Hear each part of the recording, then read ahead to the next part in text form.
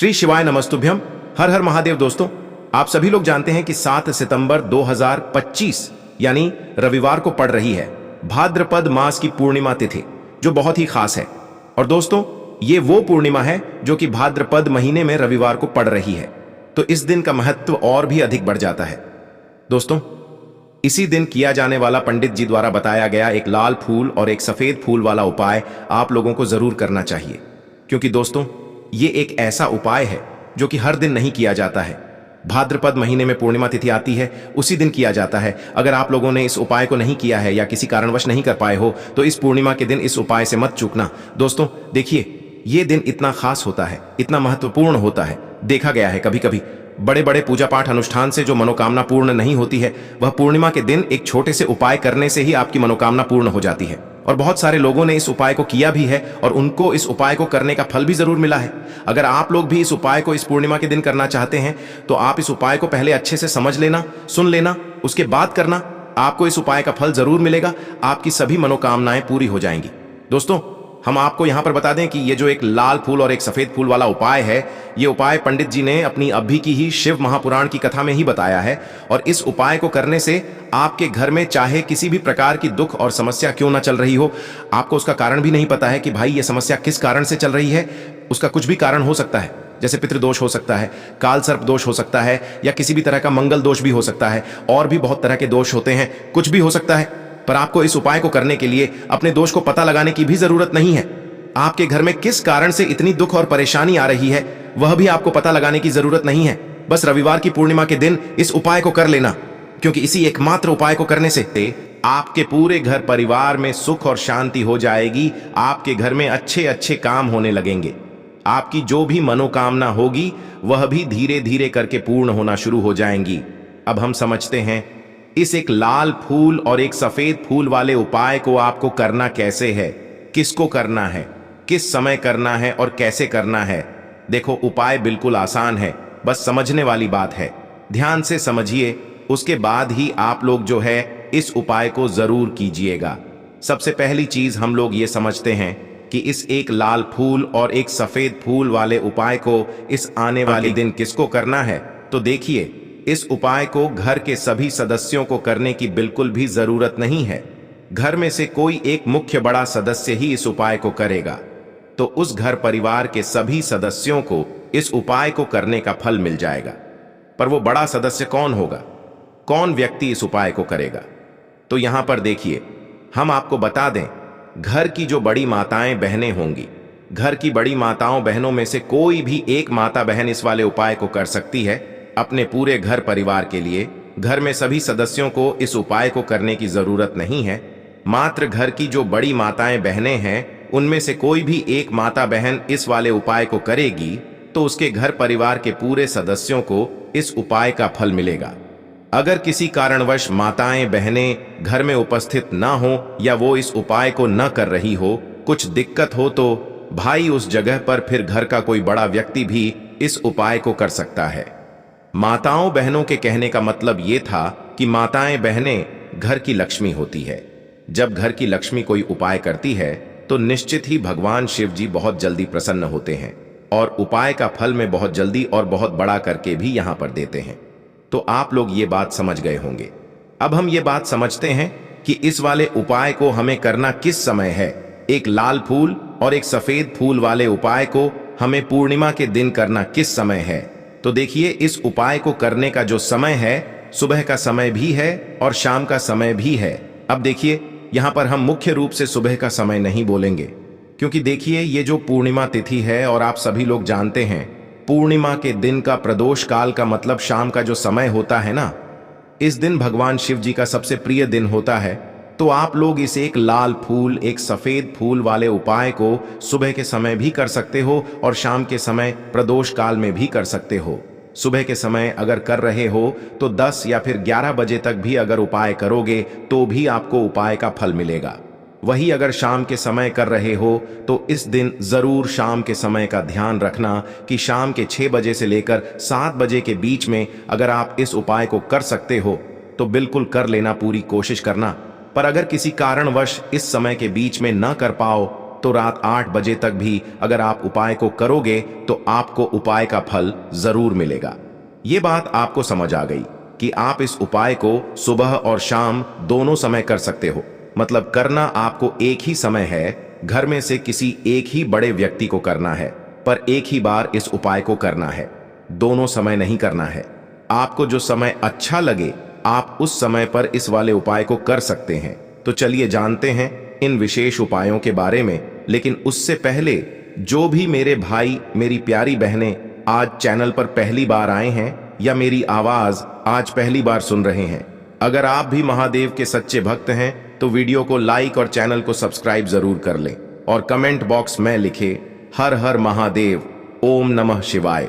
देखो, अब सबसे महत्वपूर्ण बात आती है कि इस उपाय को हमें करना किस लिए है। जैसा कि हमने अभी आपसे बोला कि इस उपाय को करने के बाद आपके जीवन में बहुत सारी खुशियां आएंगी, आपकी मनोकामनाएं पूर्ण होंगी, आपकी धन की समस्या दूर होगी, आपकी पैसों की समस्या दूर होगी।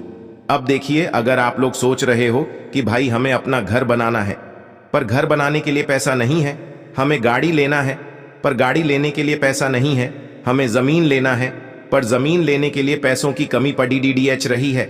अगर ऐसी ही दिक्कत, परेशानी या किसी भी तरह की धन से जुड़ी हुई समस्या या पैसों से जुड़ी हुई समस्या अगर आपके जीवन में चल रही है तो यह उपाय निश्चित ही आपके जीवन में बहुत सारे फल लाकर दे सकता है।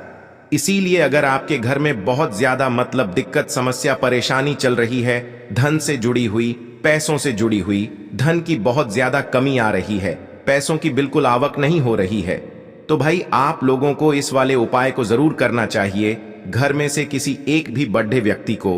अब इस उपाय में करना क्या है, वो सबसे पहले हम लोग जान लेते हैं उपाय की सामग्री।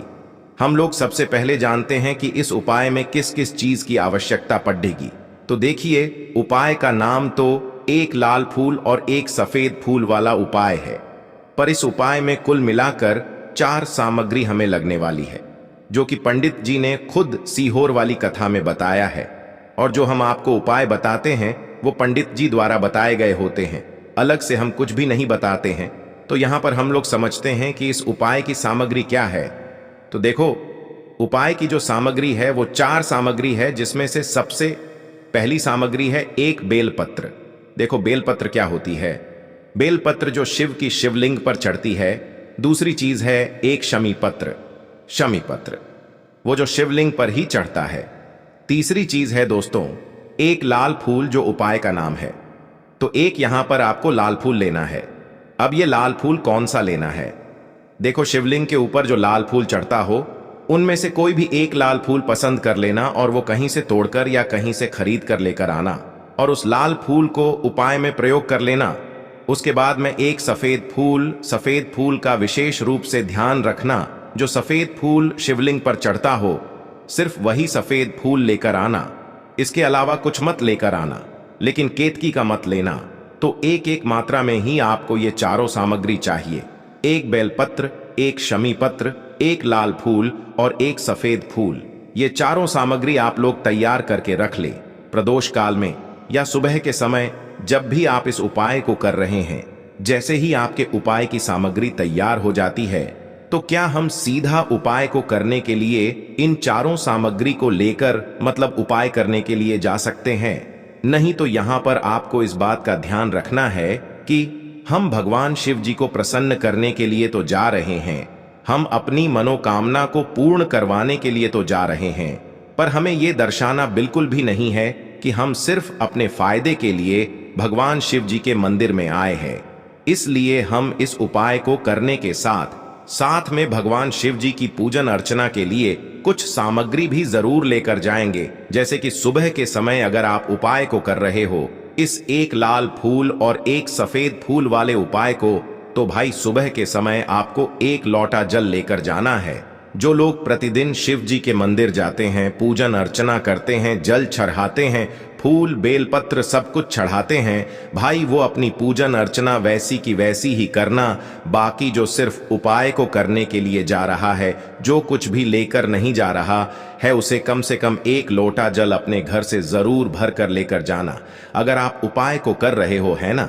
क्योंकि इस वाले उपाय को आप भगवान शिव जी की पूजन अर्चना करने के बाद ही करना। वहीं अगर बात करें शाम के समय की, अगर कोई व्यक्ति शाम के समय प्रदोष काल में इस वाले उपाय को कर रहा है, तो भाई आपको मात्र 1 घी का दीपक तैयार करना है। ये बात हम हमेशा बोलते हैं, शाम के समय प्रदोष काल में कोई कर रहे हो ना, तो दीपक का विशेष महत्व होता है। अमावस्या के दिन का प्रदोष काल में जो भी व्यक्ति दीपक जलाता है ना भगवान शिव जी के मंदिर में, भाई उसके जीवन से सारी दुख और परेशानियां भी दूर होती हैं। तो भाई इस दिन दीपक का विशेष रूप से ध्यान रखना आप लोग। अगर आप इस उपाय को शाम के समय प्रदोष काल में कर रहे हो, है ना, ये जो दीपक आप लोग लोगे, ये आटे का लोगे। जो आटा आप गूंद दोगे उसके अंदर कुछ भी मत डालना, मात्र सादा आटा लगाकर उसे तैयार कर लेना और 1 मीडियम साइज का दीपक तैयार कर लेना। वो दीपक ना ज्यादा छोटा हो ना ज्यादा बड्ढा हो, है ना। उसके बाद में दीपक आपका तैयार हो जाए तो इसके अंदर जो बत्ती रखोगे वो गोल बत्ती रखोगे। देखो गोल बत्ती भी 2 तरह की होगी, एक बाजार की और एक घर वाली। तो कोशिश करना अपने घर में जो रुई रखी हुई है उस रोई से आप लोग 1 गोल बत्ती अपने ही हाथों से बनाओ। उपाय का फल अच्छा मिलता है, भगवान शिव जी जल्दी प्रसन्न होते हैं। जब हम किसी भी उपाय को अपने हाथों से परिश्रम करके तैयार करते हैं तो आपको उस दीपक के अंदर 1 गोल बत्ती रख देनी है। इसके अंदर जो चीज आप लोग डालोगे वो डालोगे। शुद्ध देसी गाय का घी, इस बात का विशेष रूप से ध्यान रखना, क्योंकि भगवान शिव जी का सबसे प्रिय दिन और प्रिय समय पर हम लोग इस वाले उपाय को कर रहे हैं। तो थोड़ा सा शुद्ध देसी गाय का घी इतना डालना कि वो दीपक कुछ समय तक चल सके ना। बाजार वाला मिलावटी घी डालना, न भैंस का घी डालना। शुद्ध देसी गाय का घी आपको ढूंढने में थोड़ी मतलब मेहनत लगेगी और महंगा भी मिलेगा, पर गाय के घी से भगवान शिव जी प्रसन्न होते हैं और उसी शुद्ध देसी गाय की घी से घर में बरकत भी बनी रहती है और हमारे घर में सुख शांति भी बनी रहती है। इसलिए इस शुद्ध देसी गाय का घी को अपने घर में हमेशा रखा करो। वो भगवान शिव जी के कार्यों में भी उपयोग में आता है और उपायों में भी हम लोग प्रयोग कर सकते हैं। तो यहां पर आपकी सारी तैयारियां हो चुकी हैं। उपाय को करते समय शुद्धता का विशेष रूप से ध्यान रखिएगा। सुबह कर रहे हो तो भाई सुबह तो आपको स्नान करना ही करना है। बाकी शाम को कर रहे हो तो शाम को मात्र हाथ मुंह धोकर भी आप लोग इस वाले उपाय को कर सकते हो, कोई दिक्कत वाली बात नहीं है भाई।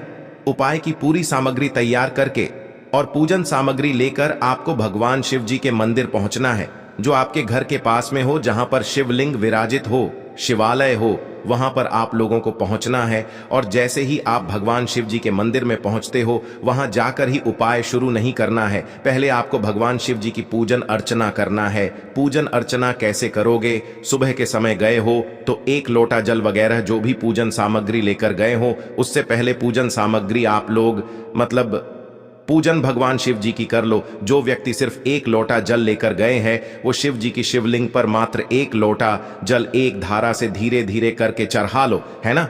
अपनी पूजन अर्चना आप लोग जो हैं पूरी कर लो पहले। उसी के बाद अगर आप शाम के समय कर रहे हो तो पहले जाकर बैठना है भगवान शिव जी के शिवलिंग के पास में। आप जो दीपक तैयार करके लेकर आए हो, उस दीपक को पहले जलाना है। ये जो दीपक आप लोग जलाओगे ना, ये किसी और की माचिस से मत जलाना, अपनी ही माचिस अपने ही घर से लेकर आना और इस दीपक को अपने ही माचिस से जलाना। अगर आपने मंदिर की माचिस या किसी और की माचिस ले ली इस उपाय को करने में, इस उपाय का फल उस व्यक्ति को भी थोड़ा बहुत मिल जाएगा। इस बात का ध्यान रखना, अपने घर से अपनी ही माचिस लेकर जाना और इस दीपक को जलाना। दीपक को जलाने के बाद भगवान शिव जी की शिवलिंग के पास में रख देना। शिवलिंग के इतना पास में मत रखना कि भगवान शिव जी को आंच लगे। थोड़ी सी दूरी बनाकर ही जो है इस दीपक को शिवलिंग के पास में आप लोग रख दीजिएगा। अब जैसे ही आपकी पूजन अर्चना हो जाती है, भगवान शिव जी के शिवलिंग के सामने या आसपास कहीं पर भी बैठ जाइए। उपाय को करने के लिए, और उपाय को करने से पहले आप लोग अपनी वह चारों पूजन सामग्री निकाल लीजिए। उपाय की जो सामग्री है वो निकाल लीजिए और भगवान शिव जी के शिवलिंग के ऊपर एक माता अशोक सुंदरी जी का स्थान देख लीजिए। माता अशोक सुंदर जी का जो स्थान होता है वो जलाधारी के ऊपर होता है, जलाधारी के बिल्कुल बीचों बीच में होता है। आप लोगों ने देखा भी होगा शिवलिंग की जलाधारी होती है, जलाधारी के बिल्कुल बीचों बीच का जो स्थान होगा वो माता अशोक सुंदर जी का स्थान होगा, क्योंकि यहीं पर हमें ये जो है उपाय को करना है। सबसे पहली चीज, अब हम उपाय को करना शुरू करते हैं। आप सबसे पहले अपनी एक बेलपत्र उठा लो। एक बेलपत्र को आपको माता अशोक सुंदरी जी वाले स्थान पर सबसे पहले समर्पित करना है। बेलपत्र की डंडी का मुख होगा जलाधारी की तरफ, जहां से जल बहता है और नीचे गिरता है, और बीच वाली बड्डी पत्ती का मुख मतलब शिवलिंग की तरफ होगा। इस तरीके से आपको इस बेल पत्र को माता अशोक सुंदरी जी वाले स्थान पर समर्पित कर देना है। उसके बाद में अपनी एक शमी पत्र उठा लो जो आप उपाय के लिए लेकर आए हुए हो। शमी पत्र को उठाकर शमी पत्र की भी जो डंडी का भाग होगा वो जलाधारी की तरफ करके, जहां से जल बहता है नीचे गिरता है उस तरफ करके, और पत्ती वाला भाग शिवलिंग की तरफ करके इस शमी पत्र को भी उस बेल पत्र के ऊपर आपको समर्पित कर देना है। समर्पित करने के बाद अब आप ले लो अपना एक लाल फूल जो आप उपाय को करने के लिए लेकर आए हुए हो। इस लाल फूल का जो खिला हुआ भाग होगा, चाहे वो गुलाब का फूल हो, चाहे कोई सा फूल जो शिवलिंग पर चढ़ता हो, भाई उस फूल का जो खिला हुआ भाग होगा वो शिवलिंग की तरफ होगा। बाकी जो पीछे का भाग होगा फूल का वो जलाधारी की तरफ, जहां से जल बहता है नीचे गिरता है उस तरफ होगा। और आखिरी में आपका जो एक सफेद फूल बचा हुआ है, इस सफेद फूल को भी आपको लेना है, और सफेद फूल का जो खिला हुआ भाग होगा वो शिवलिंग की तरफ होगा, जहां पर शिवलिंग रखा हुआ है उस तरफ होगा, और डंडी का भाग जलाधारी के पीछे की तरफ हो जाएगा। मतलब जो जहां से जल बहता है और नीचे गिरता है। जब आप लोग एक बेलपत्र, एक शमी पत्र और एक लाल फूल, एक सफेद फूल चढ़ा रहे हो, तो उस समय आप लोगों को कांता भगवान या कांता चक्र का नाम लेते हुए ही जो है इस उपाय को करना है, और भगवान शिव जी और नारायण जी का स्मरण करते हुए ही इस उपाय को आपको करना है। तो जब भी आप एक बेल पत्र, एक शमी पत्र, एक लाल फूल और एक कमी हो रही है, जो भी दुख और समस्या परेशानी चल रही हो, आपको अपनी वह दुख और परेशानी जो है भगवान शिव जी से उपाय को पूरा करने के बाद वहीं पर पास में बैठकर बोल देना है। हाथ जोड़ के आंखें बंद करके अपनी परेशानी और श्री शिवाय नमस्तुभ्यम का जाप करना है। दोस्तों, आज हमने इस वीडियो में कुछ उपाय बताए हैं जो आपको करने हैं। अगर आपको वीडियो अच्छी लगी हो तो वीडियो को 1 लाइक और चैनल को सब्सक्राइब जरूर करें। हर हर महादेव।